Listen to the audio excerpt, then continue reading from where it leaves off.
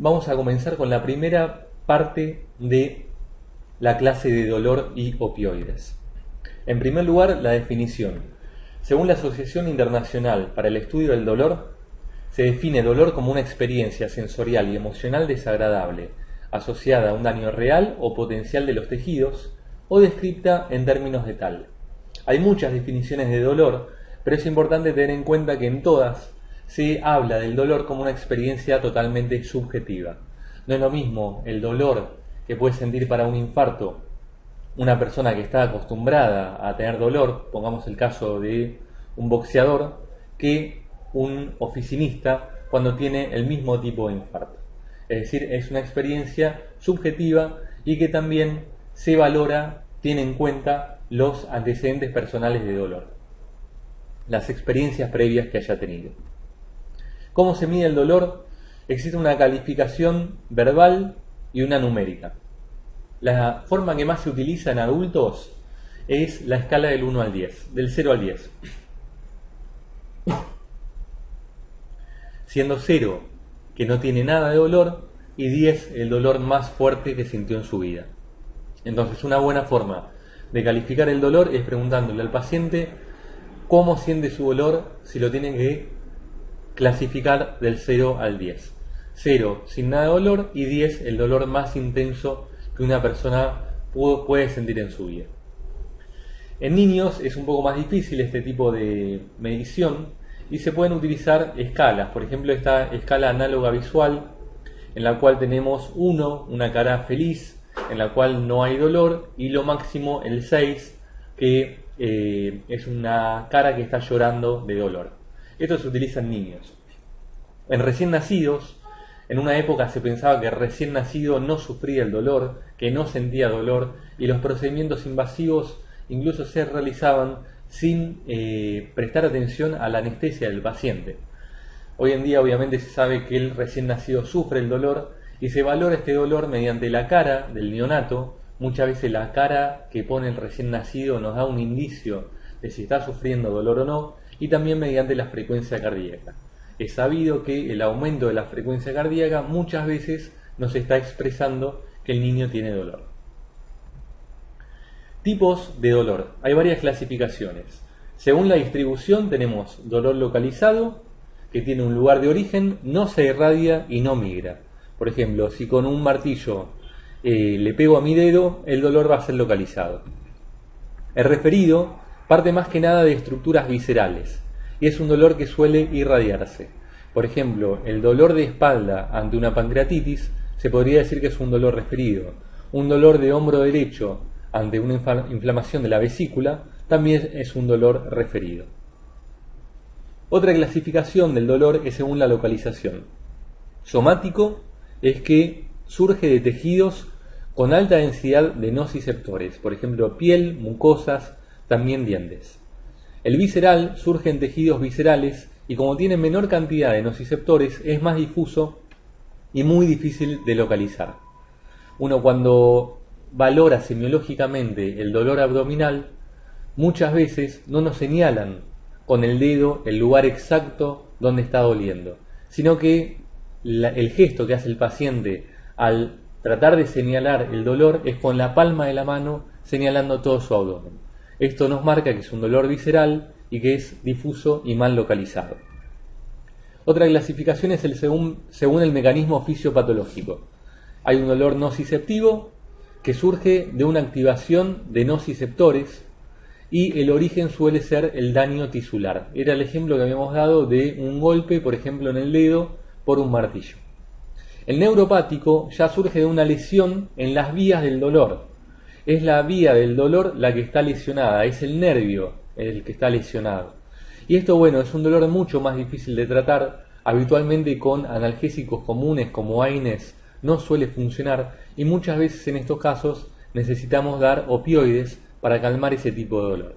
Un ejemplo es la neuropatía diabética, otro ejemplo es lesiones herpéticas de los nervios que muchas veces provocan lesiones a nivel nervioso que provocan mucho dolor y durante mucho tiempo. Por ejemplo, el nervio trigémino es un nervio que suele afectarse por el virus del herpes y provoca un dolor muy intenso, difícil de tratar y de larga evolución.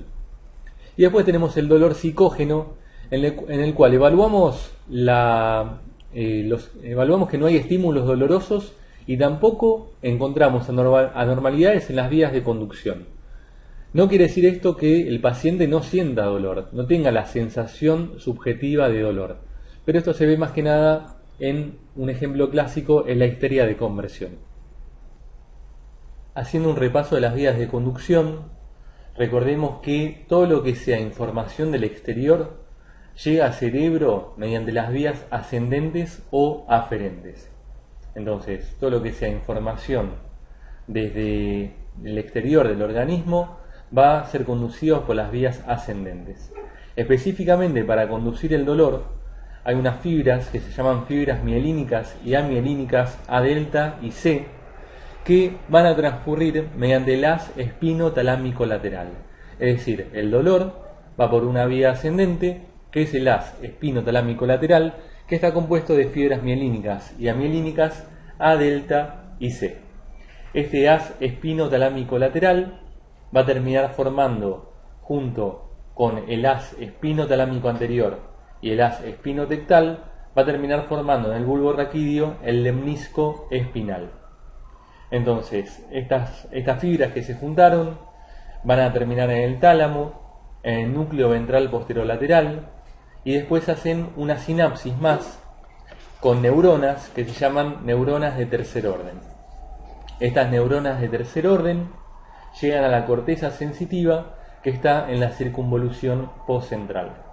Entonces recordemos, a modo de recordatorio es esto, de lo que ya sabemos de años anteriores, que el dolor va subiendo, va ascendiendo por vías aferentes a través del haz espino-talámico lateral.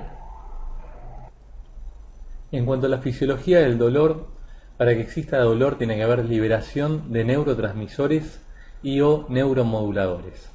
La diferencia entre neurotransmisor y neuromodulador es que el neurotransmisor actúa de manera más rápida, pero tiene una duración de acción menor, mientras que el neuromodulador tarda más en empezar a actuar y su acción está presente durante un tiempo más prolongado.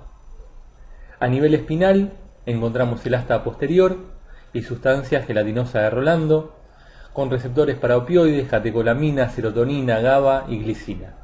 Y a nivel supraespinal hay una modulación en la corteza cerebral, en el tálamo, en el hipotálamo, sistema límbico y corteza cingulada.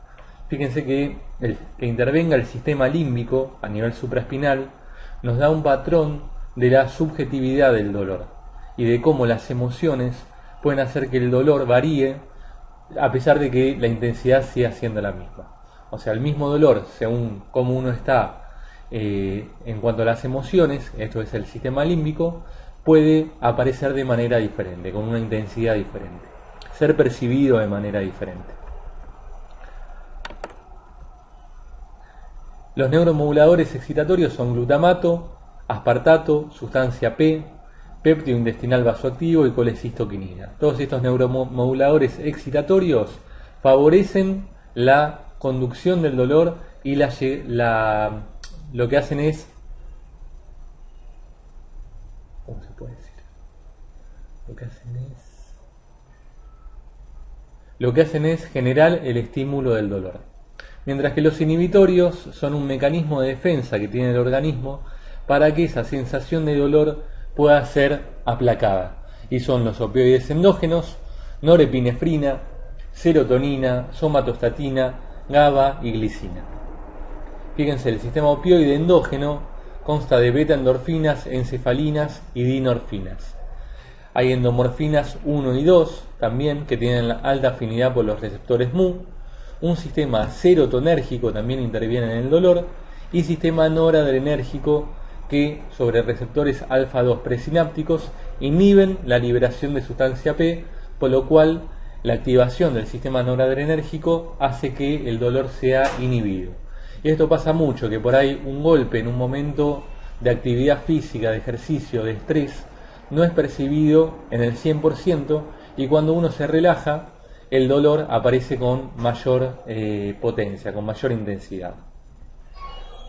En cuanto a los receptores opioides, tenemos que hay ligandos endógenos, que son los que mencionamos, endorfinas, encefalinas, dinorfinas, nociceptina, endomorfina, y los ligandos exógenos, que son los opioides, que vamos a ver más adelante. Ambos actúan sobre un receptor. El receptor hace que se libere el neurotransmisor y el neurotransmisor va a hacer la acción farmacológica, que es la analgesia, y en el caso de los opioides, los efectos indeseables. Fíjense que tenemos tres tipos de receptores, esto es muy importante que lo conozcan: el receptor mu, delta y kappa. El mu, el agonista principal, es la morfina, y hay tres subtipos: mu 1, 2 y 3. Se localiza en cerebro, corteza, tálamo, sustancia gris, periacurectal, médula espinal, en la sustancia gelatinosa. El delta, receptor delta, se divide también en tres receptores: el delta 1, delta 2 y delta 3. También se encuentra en cerebro, pero más que nada en amígdala, bulbo olfatorio y corteza. Y el kappa también se divide en tres: K1, K2 y K3, que se localiza también en cerebro y en médula espinal, en cerebro en hipotálamo, sustancia gris, periacurectal y sistema límbico, y en la médula espinal en la sustancia gelatinosa. Fíjense cómo actúa el receptor mu. Se acopla a proteína GI. Al activarse la proteína GI hay una apertura de canales de potasio. Como entra mucho potasio, que es con carga positiva, se hiperpolariza la célula. Y al estar la célula hiperpolarizada, aumenta el umbral de despolarización, por lo cual necesita un estímulo doloroso mucho mayor para que empiece el potencial de acción y se conduzca este estímulo.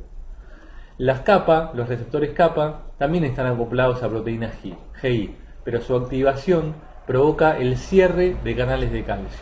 Y como no entra calcio, y el calcio es necesario para la liberación de neurotransmisores, como no entra calcio se inhibe la liberación de los neurotransmisores excitatorios y el dolor desaparece.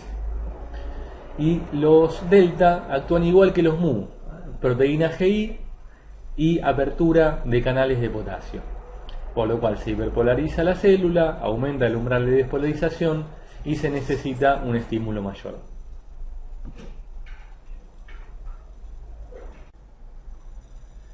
En cuanto al mecanismo de analgesia, tenemos que hay efectos supraespinales, y por más que el mecanismo intrínseco es aún desconocido, se cree que es por activación de vías aminérgicas descendentes vulvoespinales que inhiben el procesamiento del estímulo doloroso a nivel medular. Es decir, se activan vías que inhiben el estímulo doloroso a nivel medular. Después tenemos un efecto periférico que se observa en caso de inflamación, y muy importante también la inhibición presináptica espinal. Es decir, podemos decir que tenemos una inhibición supraespinal y una inhibición espinal, y a su vez la espinal se divide en presináptica y postsináptica. La presináptica es por inhibición de la descarga de transmisores excitatorios, como sustancia P, neuroquinina A y B. Esto se da a nivel de las terminales presinápticas de las fibras aferentes primarias. Y la postsináptica por bloqueo de la descarga de las interneuronas y las neuronas de proyección que llevan información nociceptiva hacia los centros superiores del cerebro.